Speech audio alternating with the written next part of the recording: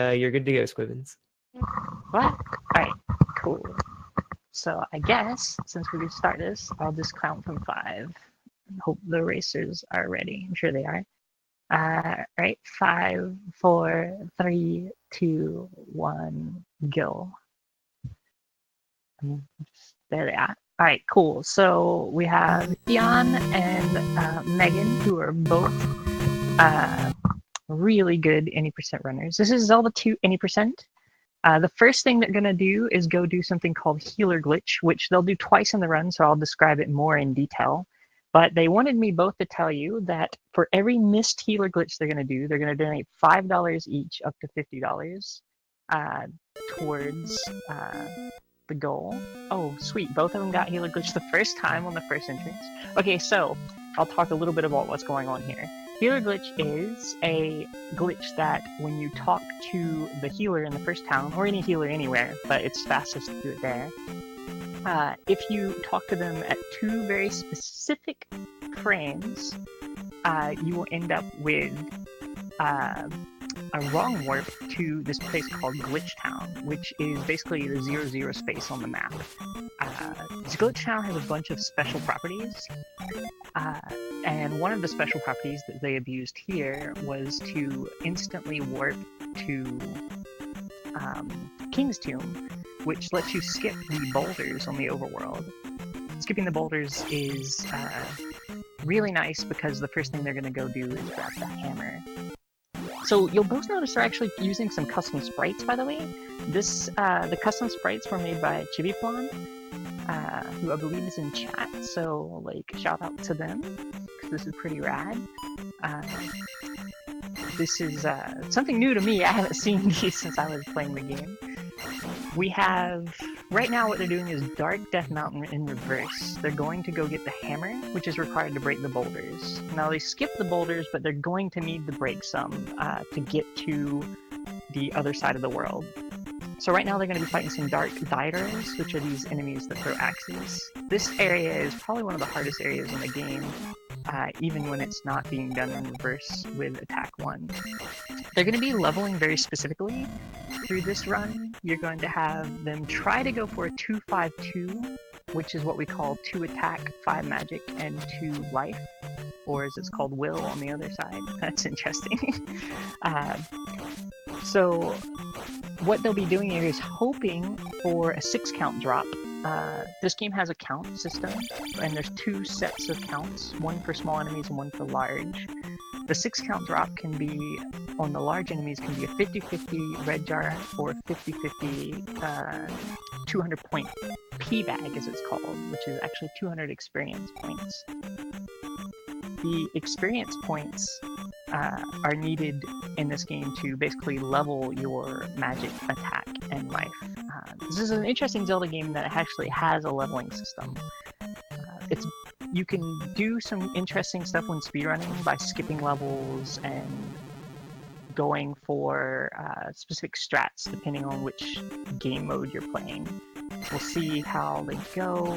So, looks like Meg did not get the P-bag. They only got a red jar, which means they will need extra XP, 200 extra later.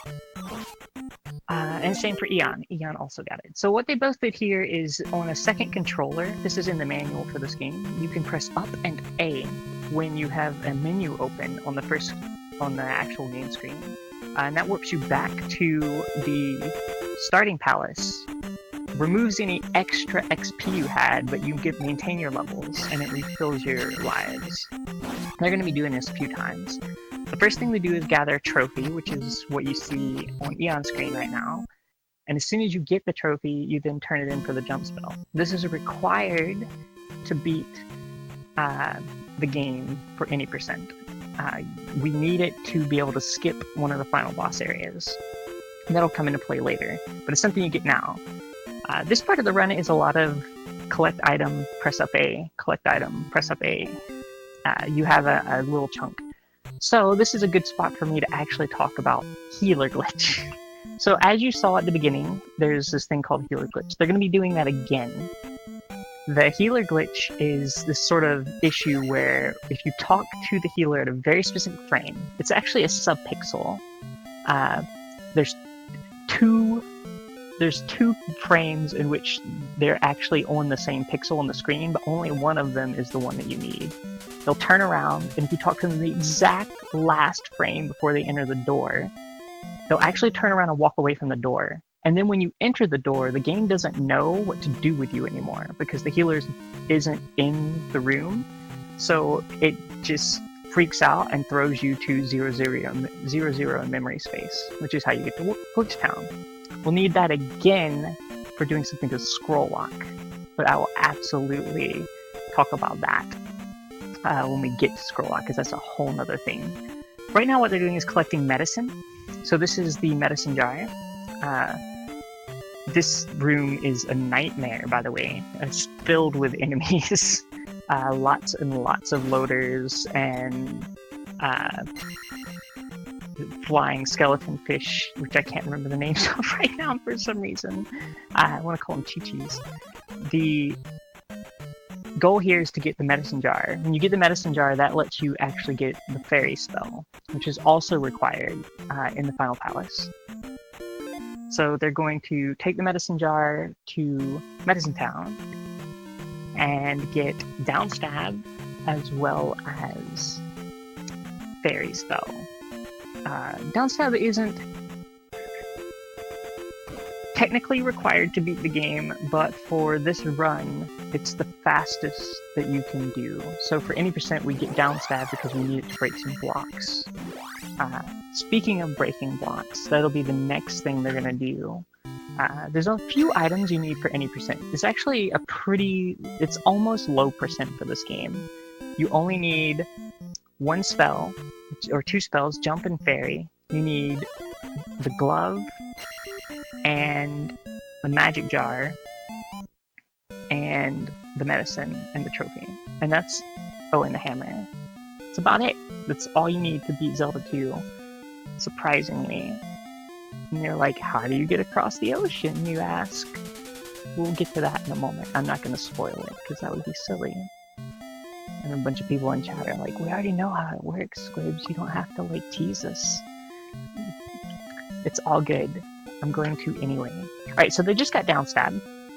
That guy who is sitting in the bell tower is one of two knights that gives one of two techniques.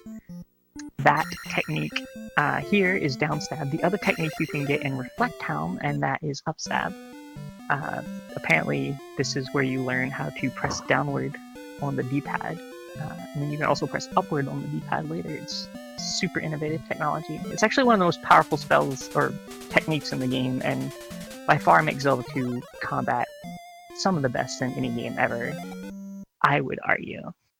Alright, so the thing they're going to do here before the final healer glitch is they just got fairy spell, by the way, is they're going to collect the medicine jar from Medicine Cave. Normally you would do this at the beginning of most runs, but for this, it's actually faster to do it here, just in case you manage to get 232, which is the levels coming out of, that would be Magic 3, by the way, coming out of Death Mountain.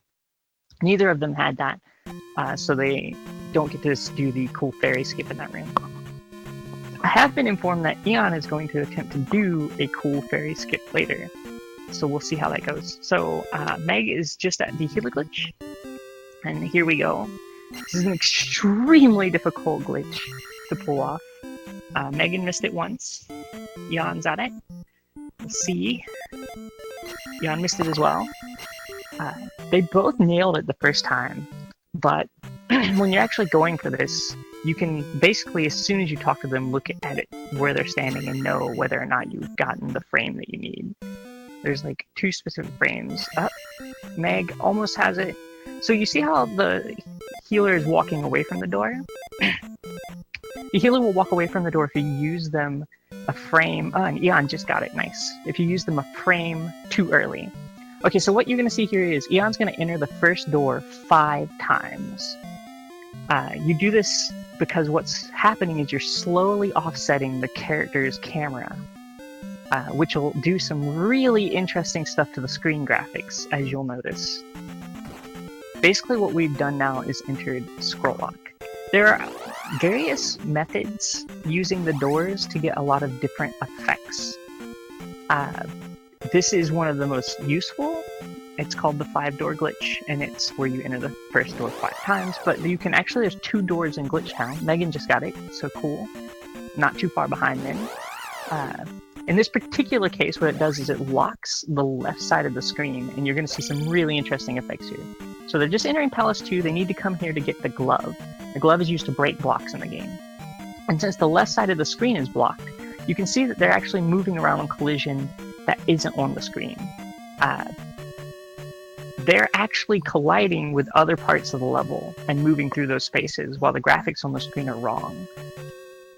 The left side of the screen won't scroll past a certain position on the left. It will scroll to the right, but not to the left. There's some interesting mechanics with how the warping in this mode works. So any right exits will always take you to where a normal right exit would.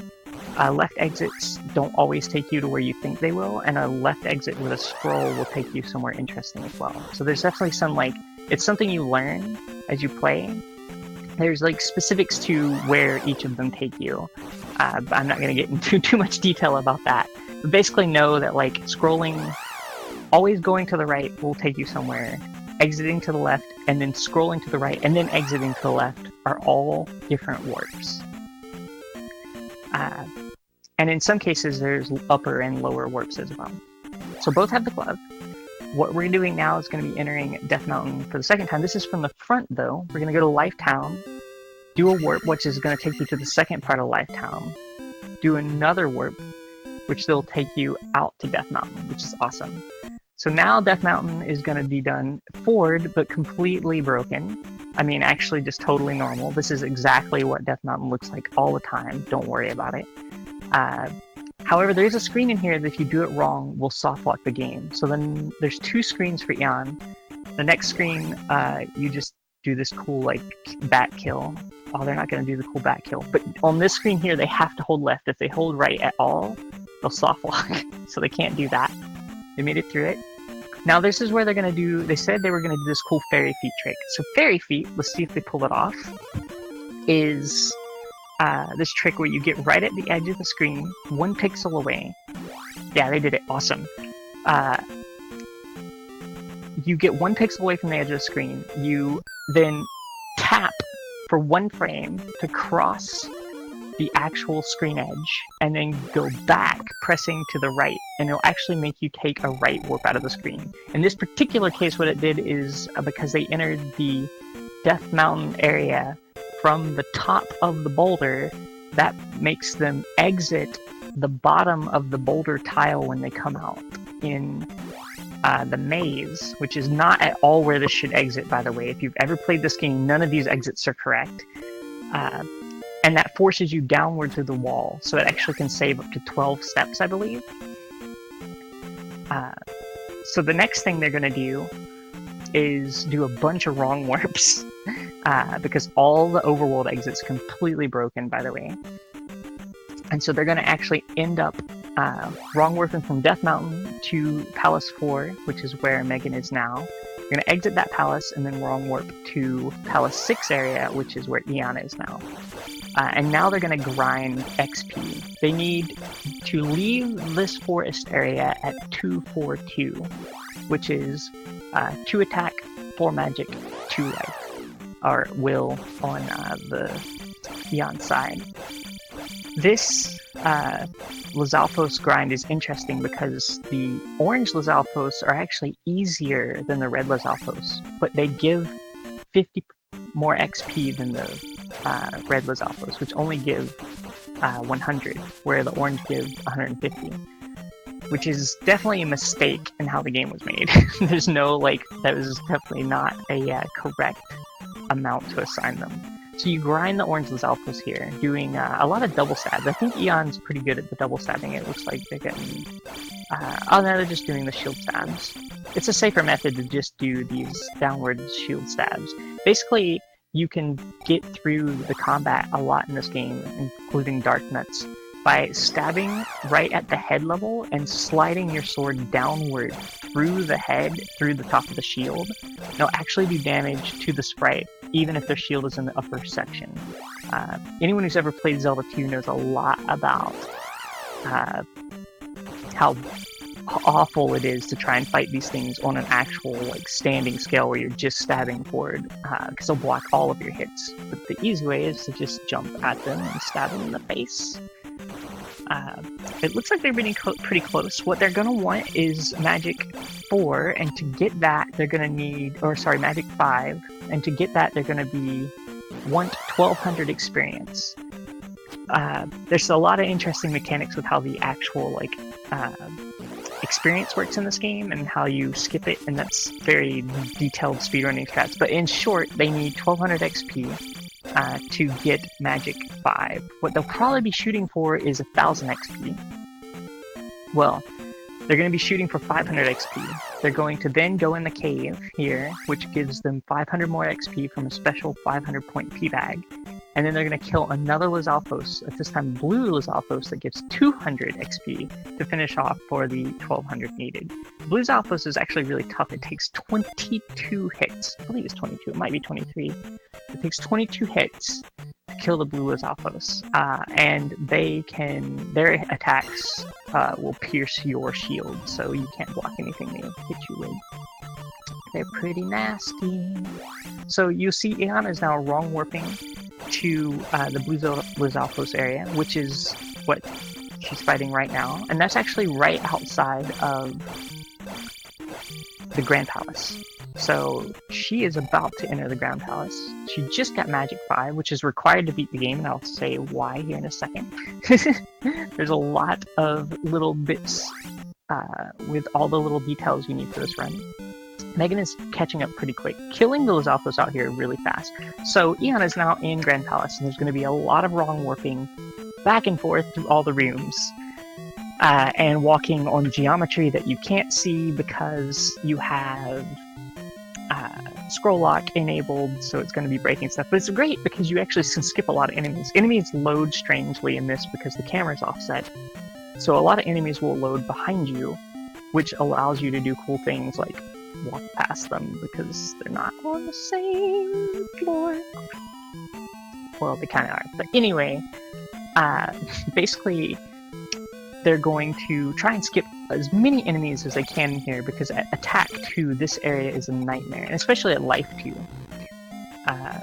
So there will be a few rooms that are normal, but for the most part, it's going to be a lot of skipping. Oh, this is not good. Yana is in a bad spot. We have Meg is right outside the Grand Palace fighting the Zalfos right now too. Just got the blue Zalfos and got Magic 5, so they are on their way in. If either of them game over inside Grand Palace, you actually get to start back at Grand Palace, which is great. Nowhere else in the game is that true.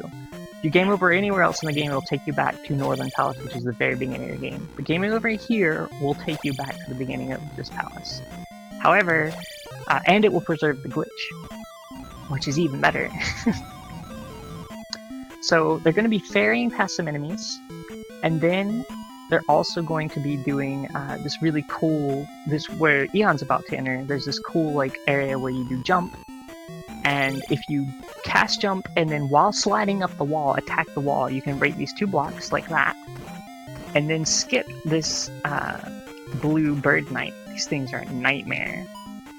Get it? Nightmare. Yeah, wow. I haven't been commentary in a while. I'm sorry, everybody. So, yeah, but Eon just nailed it. So, totally got through there, which is like one of the hardest challenges in Grand Palace. Also, there's you see that she's jumping in certain spots. There's actually holes that you just fall down into the lava, so you have to know these rooms. Like, you really have to know the rooms in this. It was true in Palace 2 as well. There's certain jumps you have to make. You just have to know there's no floor there or I'll die. So, we now have we now have Eon approaching. Ooh, they died, but that's fine. Actually, they're going to have to take a death somewhere in here. Both of them will have to die once to refill their magic before they get to Dark Link. So Eon just died. They probably won't take a death abuse then in the next area, and there's no reason for them. if Meg gets to that area and hasn't died, they will take a death abuse in a certain room.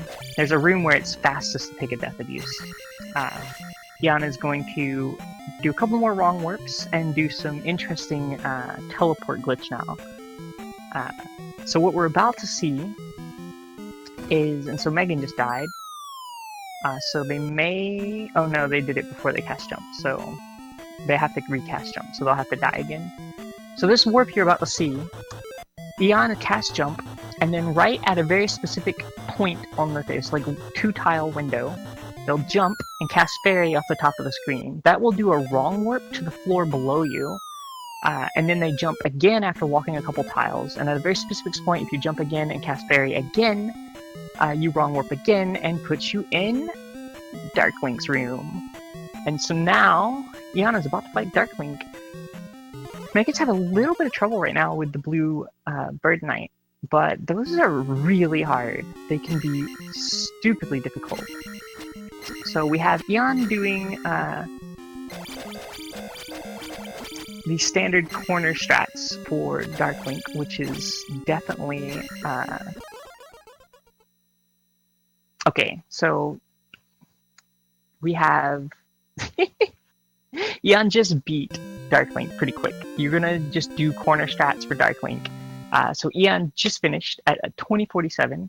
What we saw Meg there do is Meg just opted, because they had one life left over, to up A and redo the Lizalfos room, because that, or not Lizalfos, the Bird Knight room, because that Bird Knight is really hard. It's really one of the hardest parts in here. So congratulations to Ian, by the way. The skeleton has saved the day. Ganon cannot drain the skeleton's blood this time. So I think we're okay. Congrats, Ian. And Thanks. that is a really good run. 2047 is a really solid run to get in a race. Like, Yeah, that's like less than a minute off my PB or something, I think. I can't remember what my PB is anymore. yeah, it's pretty incredible. And Megan is currently in GP, had some problems with the blue Bird Knight in the jump room. Yeah, that room's a nightmare. Can be, yeah. It is a nightmare indeed. But I totally believe in Megan. So this is interesting because I was one of the people who taught Meg how to play this mode for Zelda 2, how to play Zelda 2 at a GDQ. There was actually SGDQ last year that I was able to help teach Megan how to actually run this. So it's really cool to be able to commentate on them racing you in this. It's really cool. Yeah, that's rad.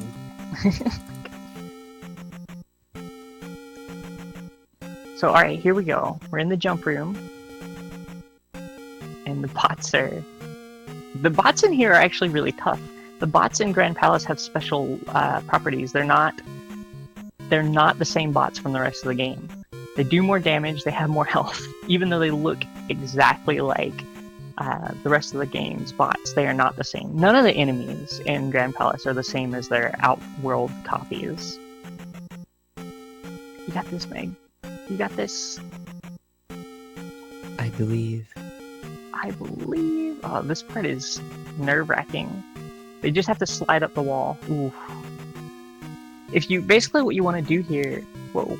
Oh, okay. So Meg said they were going to do this. So Meg said that if they failed too much, what they were going to do is just load a save state and continue on, because at this point they had already lost the race, so they're totally fine with that. So they're going to continue on because they wanted to show everybody a cool ending, and they didn't want to waste too much trying to getting to the end in case that happened.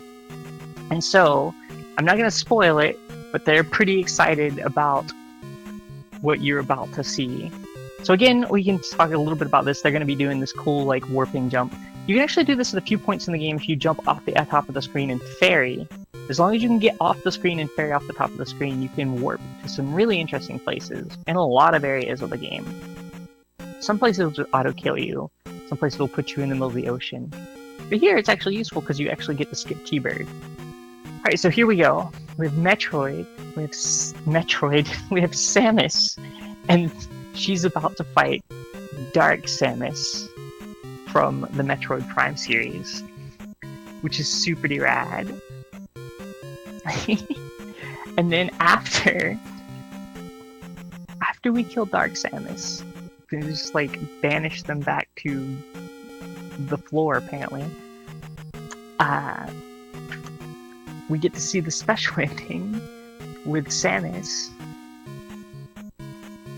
and Zelda, which, you know, is pretty much follows up with Power Up and Pride. So here we have Samus outside of the the power suit. I can't remember the name of it now. And this was there you go. That's pretty rad. So thank you both. It was a really good race. It was super close for a huge portion of it. Was quite fantastic. And here we go. We get the nice behind the curtains Samus Zelda love. That's so good and on brand. It is very good and on brand. I like the skeleton too, though. Yeah, and shoutouts again to Chippy Plan for those sprites. Yeah, I liked the Samus one so much, but the downstab being the morph ball just really messed with my head, and I couldn't deal with it. So That's totally fair. I had to do it for them for the ending though. I had no congrats, choice. GG Meg. Well, I didn't really finish it, so I don't know if I deserve a GG, but thank you. And thanks for racing. And thanks, Squibs, for commentating. Absolutely. Yes, Yeah, that was fantastic. I have a couple of donations I could read before we cut to intermission.